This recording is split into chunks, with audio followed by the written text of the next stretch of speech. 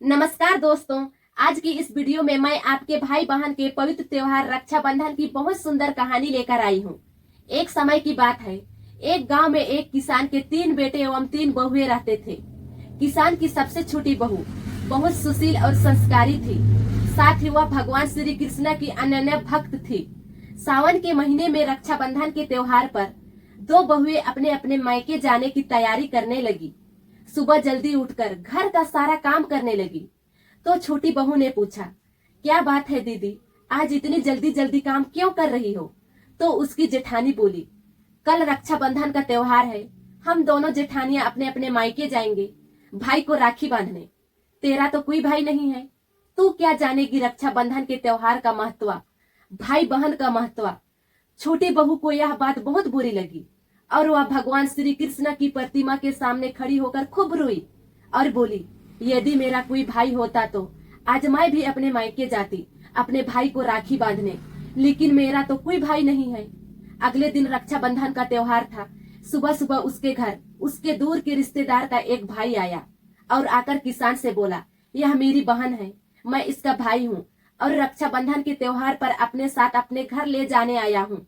तब किसान का बेटा बोला, लेकिन इसका तो कोई भाई नहीं है। छोटी बहू चुप थी और उसका भाई बोला, परदेश गया था कमाने के लिए, रक्षाबंधन का त्योहार है इसलिए आया हूँ। यह बात सुनकर किसान और उसका बेटा मान गया और छोटी बहू को उसके साथ जाने को कहा। परंतु छोटी बहू के पति के मन में अब भी कुछ शंका था।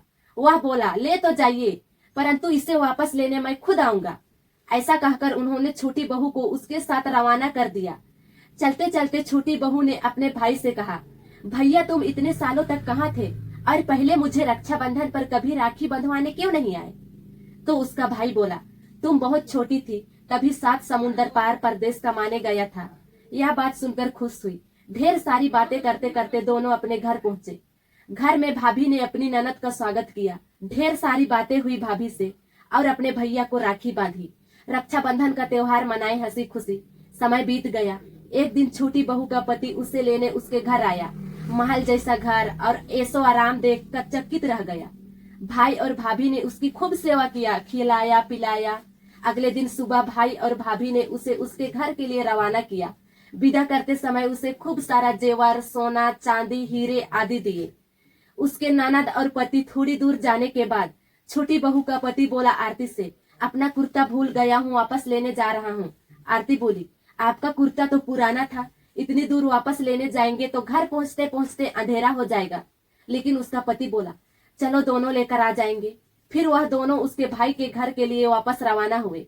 जैसे ही भाई के घर के पास पहुंचे तो वहां उन्होंने देखा भाई के महल नुमा घर की जगह एक पीपल का बड़ा सा पेड़ था और उसी पेड़ पर छोटी बहू के पति का कुर्ता टांगा था।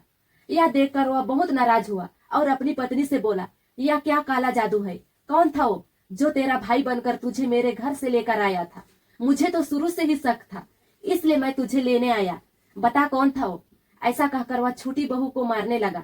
इतने में ही घोर प्रकाश के साथ भगवान श्री कृष्ण वहां स्वयं प्रकट हुए और बोला, मत मारो इसे, यह मेरी बहन है।